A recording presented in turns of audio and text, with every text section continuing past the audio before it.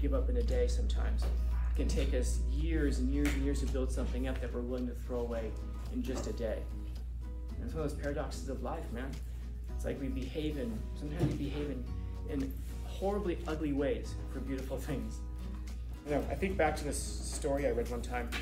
It was about two spiders, the children's story. It's a fairy tale.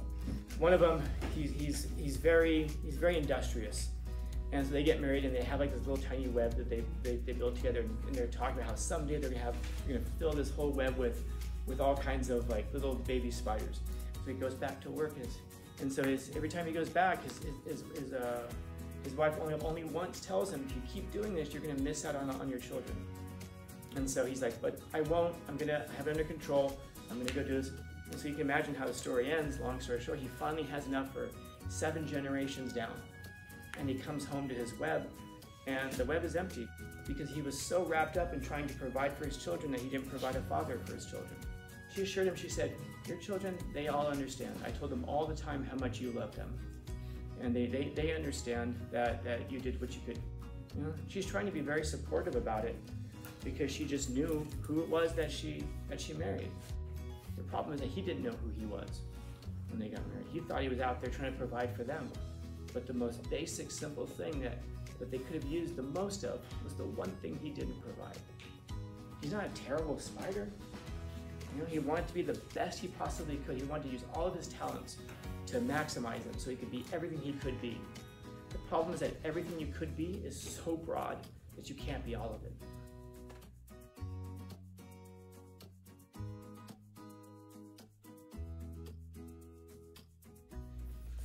Like studying chemistry might be better for them in the sense that they'll have a more rewarding career or whatever, but they should have the option of dropping out of school and shooting heroin, let's say, because, or maybe not heroin. You get the idea. In other words, they have an option between choosing a path that will lead to success, however we define that, will lead to fulfillment, but you're kind of pushed into that, or choosing a life of complete self-destruction. There's something to be said that at least if you choose the self-destruction, at least you're choosing your own life. And that's autonomy, to have control over oneself. And so I guess it kind of begs this question of, is a life more fulfilling if it's chosen autonomously, even if it's ruining you? In other words, would you rather choose your own life? And that's a real question for everybody, that you'll have to kind of grapple with. Now, to what extent do you want freedom over yourself? To what extent do you want autonomy? Or to what extent do you want to be warned about things that can be damaging? Others.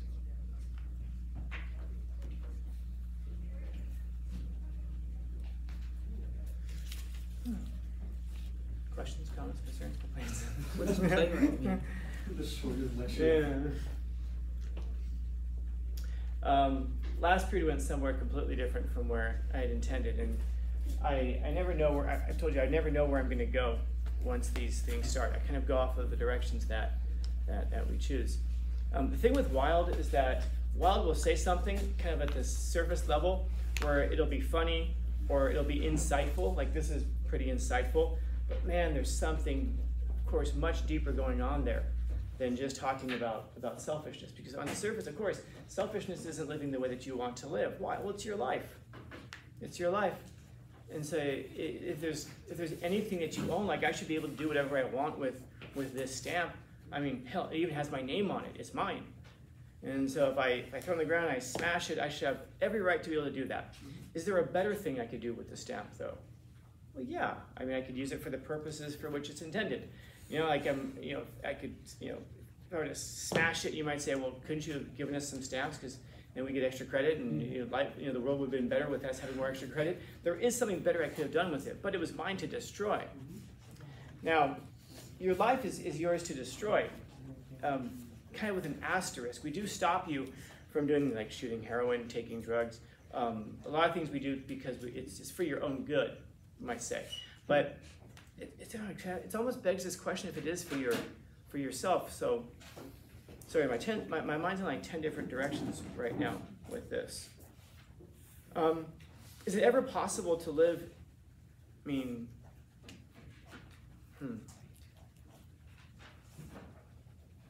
Make it 12 different directions right now. Okay, we'll choose this one. So selfishness isn't living as you wish to live. You have the right to destroy your life if it's yours. And we might say that that's not selfish because you're choosing for yourself, but isn't it selfish to a degree? In other words, can you destroy your own life without also destroying people around you? Yeah. Can I have something? Yeah, please. So, That's where I was going to go with that. Yeah.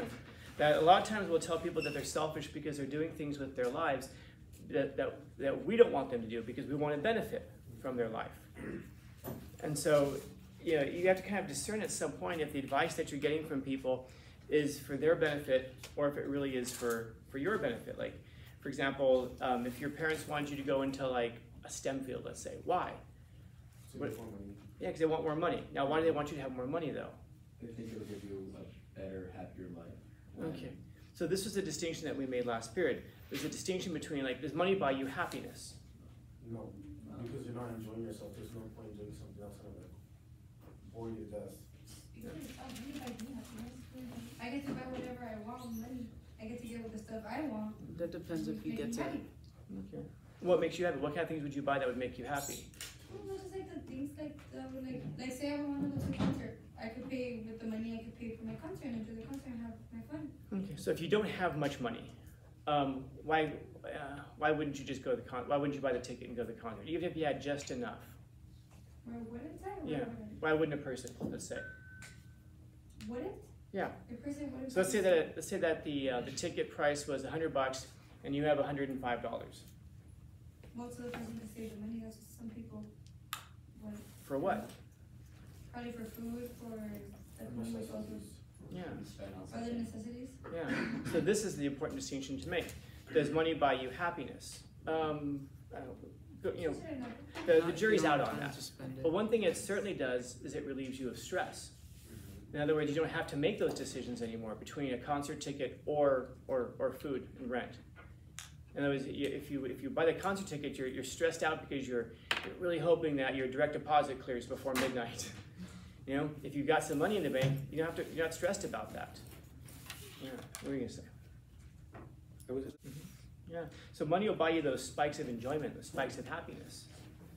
Now, if you spent $100 of your last 105 on that, and then you're walking back to your car and the direct deposit hasn't hit yet, and then you're trying to work out how you can get back with $5 of gas, let's say, or maybe you spend the $5 on parking or whatever. You've got that spike of happiness, but now you've also got that drop. But that drop is caused by the stress that's induced by not having more money. And so money can buy you the experiences that make you happy, certainly. You'll be happy while you're at the concert. But then you don't have that downside of the stress afterwards. Like, if you ever bought anything before, and afterwards you were like, oh man, I don't know if I should have bought that, I didn't need that, or I didn't, because now you're thinking about what that money could be going towards. Yeah, Alan, you're gonna say something earlier, sorry. Like when people say, if I was rich, man, I would buy, stop right there. That means you'll probably never be rich. In other words, if you're spending your money before you get it, then you're not gonna have much to get. Because as soon as you get that, at first 100,000, if you're like, oh, if I had $100,000, I'd buy that Porsche, easy. I'd go buy that Porsche. Then what that means is that when you get that $100,000, you're gonna go buy the Porsche. That means you're not gonna take that $100,000 and turn it into $300,000, which you'll then take and turn into $1 million, which you'll then take and turn into $10 million. We have to be careful about that. Like, we think of it like, well, but it's my money. It's true, it's your money, but I go up here on the board, what do I want versus what do I really want? What do I want versus what I really want? It goes back to what you were saying. When you have money, you have a sense of power that goes along with it. Not just like I can control everything, but there's a power over your own life. You're more stressed. You don't have as much stress. When people say like, more money, more problems. That's true, but excuse me. More money, more problems. That's true, but your problems are different. The problems are no longer, am I going to have enough food to eat? Am I going to have rent? And there are better and worse problems to have. There are better and worse problems to have. And somehow crying about the misery and sadness and depression of life and the meaninglessness of life is much easier to do from the heated seat of a Mercedes than it is from a public transport bus. Somehow it's easier to do it that way than the latter way. And so money does matter.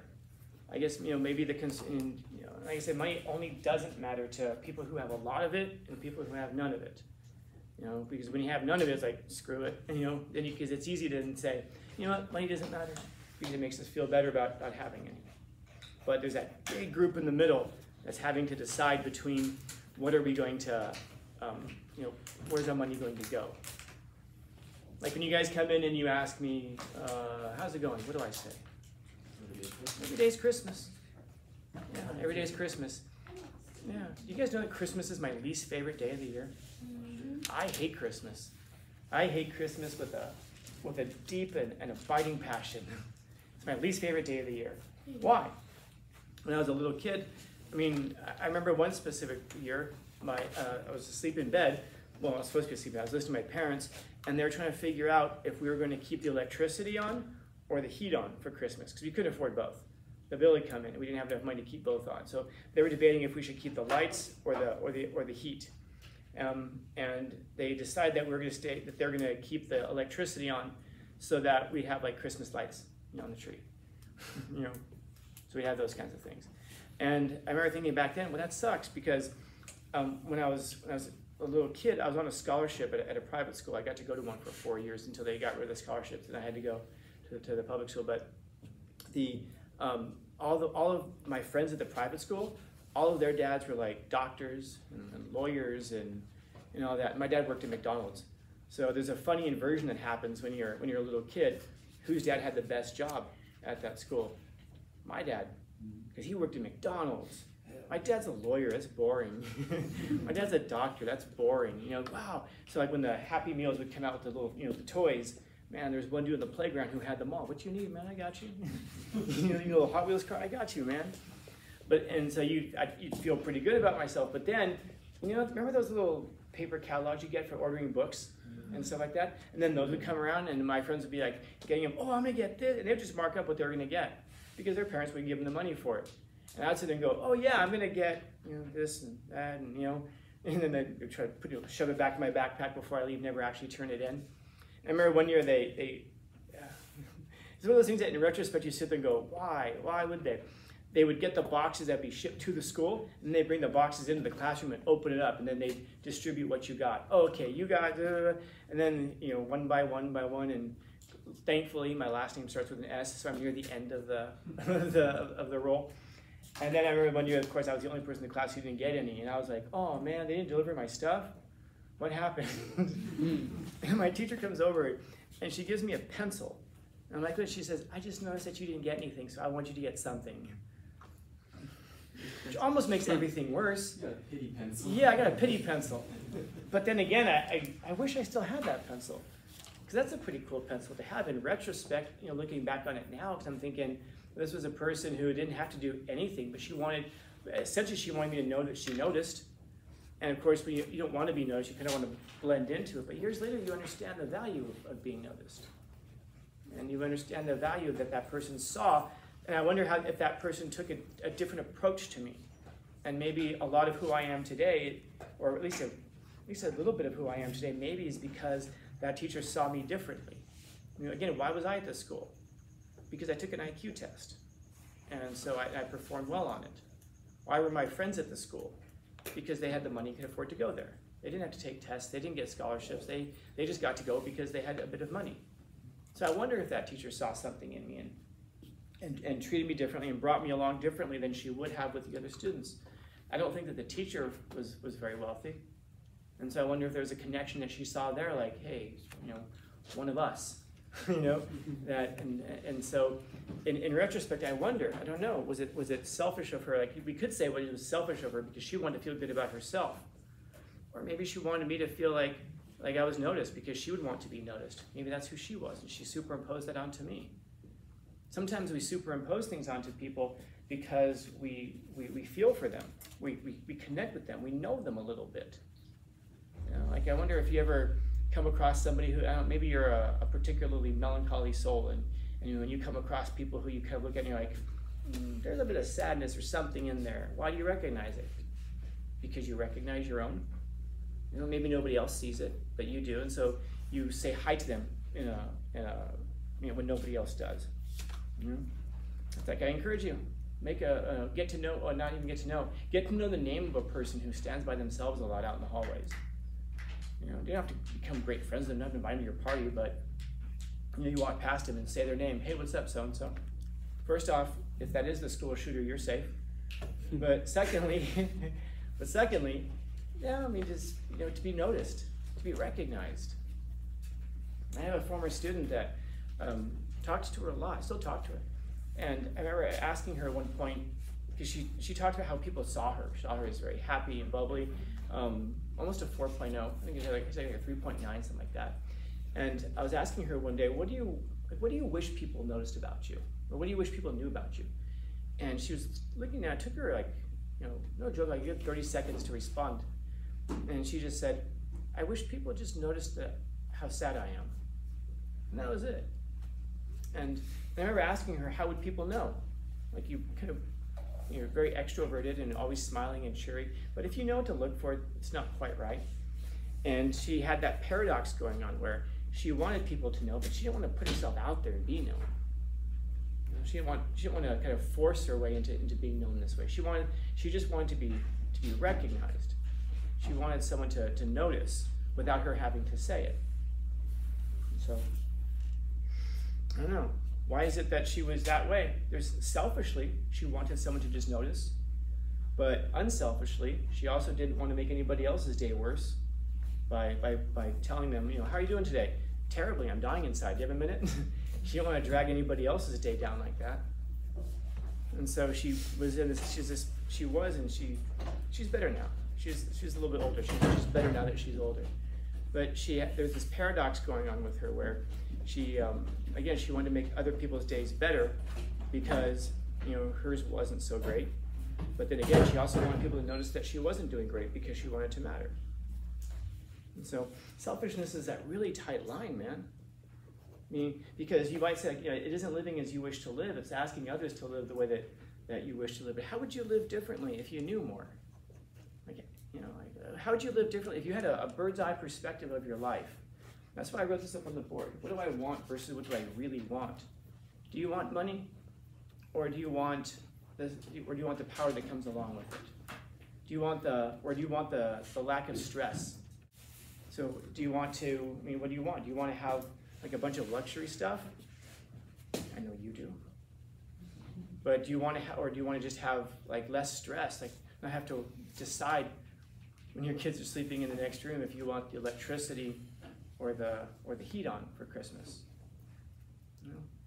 And so it's first having to figure out what you want, because once you know what it is that you're after, well then you know it when you've gotten there. Why? Because it's just out of jealousy. If someone comes along and tells you don't pursue money, it might be because they're jealous and because they didn't get it themselves. And if you do get it, well then that's going to make them feel terrible about themselves. It's like, you know, when our friends become successful, we don't forgive our friends when they become successful.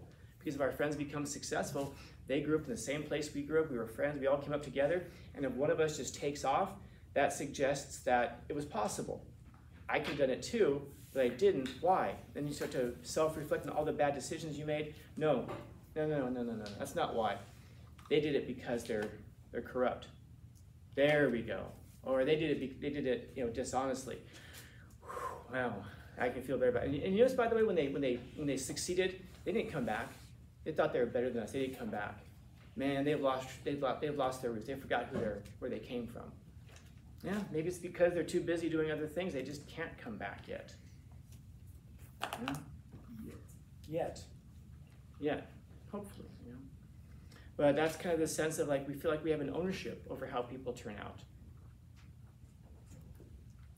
Maybe we do. Maybe we do have a sense of ownership. Maybe we do have an ownership in how people turn out. Maybe we should approach life as though we do. If people turn out badly because we were mean to them, then, you know, maybe we do share some responsibility in that. But then again, if people turn out really, really well and well-adjusted because we were nice to them, maybe that's the person we said hi to in the hallway or whatever, then maybe we also share some ownership in how they turn out that way. I just don't have time to think about that. I'm too busy. I get it. I get it. You know, caring about others sometimes, we might think of it as a luxury virtue. You know, do you have morals? I don't know, I can't afford them. Maybe when I get more money, I'll be able to afford them. Maybe certain things like that are luxury virtues, I don't know. But just be patient with people who try to encourage you to live differently. Because they might know something you don't know. Or maybe they don't, maybe they're just jealous, but figure out what it is. And also figure out what is it that you really want. Why do you are you living the way that you're living because you think it's going to be, because you're having fun right now? Do you want fun right now or do you want fun later? Do you want fun right now or do you want achievement later? And that's the hard thing, because it's so hard for us to give up what could be someday for what we have in front of us right now. What's the thing in front of us right now? And by the way, I'm not saying you should never give in to impulse. What is life without the occasional surrender to impulse? There are fun things that happen in the moment, and some of that. But the problem is that sometimes those things can be things that can destroy your whole life. It's amazing what we give up in a day. Sometimes it can take us years and years and years to build something up that we're willing to throw away in just a day. And it's one of those paradoxes of life, man. It's like sometimes we behave in horribly ugly ways for beautiful things. It's a paradox. So figuring out what it is that you really want, because maybe if it's not a whole bunch of money that you're after, maybe if it's just stability, then you know when you have stability.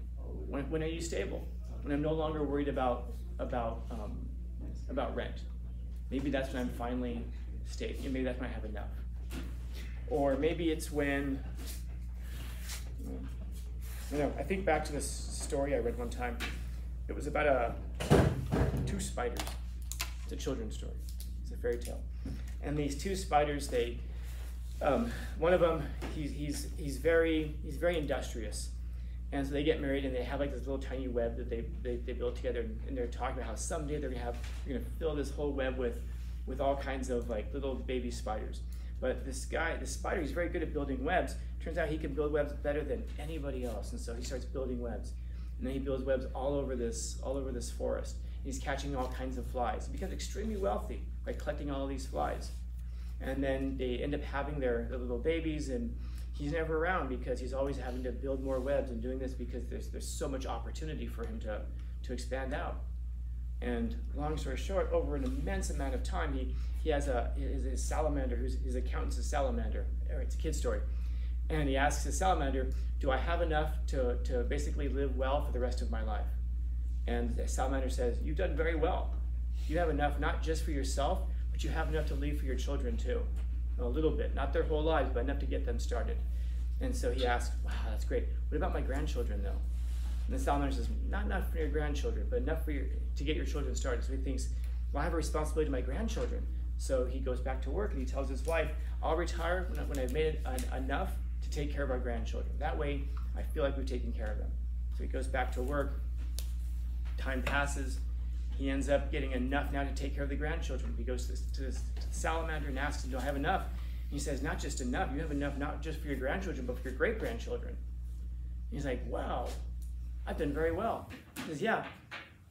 Do I have enough for my great-great-grandchildren, though? No, not enough for your great-great-grandchildren. But enough for your great-grandchildren, you'll be fine. So he goes back to work, and so every time he goes back, his wife only once tells him, if you keep doing this, you're going to miss out on your children. And so he's like, but I won't. I'm going to have it under control. I'm going to go do this. And so you can imagine how the story ends. Long story short, he finally has enough for 7 generations down. And he comes home to his web, and the web is empty. He's just kind of walking around, a couple spiders laying around, and he ends up finding his wife, who comes over to him, and she's like, oh, hi, honey. And she's like happy he's home and everything. And he's like realizing that it's a lot quieter than it used to be. What happened to where are all of our children? And she's like, what do you mean? Where are our children? He starts naming them off. So-and-so's married, one of them's off there. They've all become adults, and he completely missed all of it because he was so wrapped up in trying to provide for his children that he didn't provide a father for his children. And she assured him, she said, your children, they all understand. I told them all the time how much you love them. And they understand that you did what you could Do they understand though? You know, she's trying to be very supportive about it because she just knew who it was that she married. The problem is that he didn't know who he was when they got married. He thought he was out there trying to provide for them. But the most basic, simple thing that they could have used the most of was the one thing he didn't provide. And so he might have thought he was living for other people, but no, he was living selfishly. It was because he wanted the status, he wanted the power, he wanted to self-actualize. He's not a terrible spider. You know, he wanted to be the best he possibly could. He wanted to use all of his talents to maximize them so he could be everything he could be. The problem is that everything you could be is so broad that you can't be all of it. Everything you could be is so broad that you couldn't possibly be all of it. What are you going to be? Are you going to be a CEO? You're going to run a Fortune 500 company? Or are you going to be a great mother? Sorry, man, I know it's 2023, and we're supposed to have it all, but I'm telling you right now, you cannot have it all. You're going to have to decide those things. The difficulty in life is not that there's nothing to do, it's that there's too much to do. And you've got to figure out where it is you're going to put your time and your talents. If you split them, you're not going to be great at either one. You know, it's just not going to happen. So you have to prioritize. Figure out what's the best thing. I think what you might find is that when you prioritize that, you won't even have to,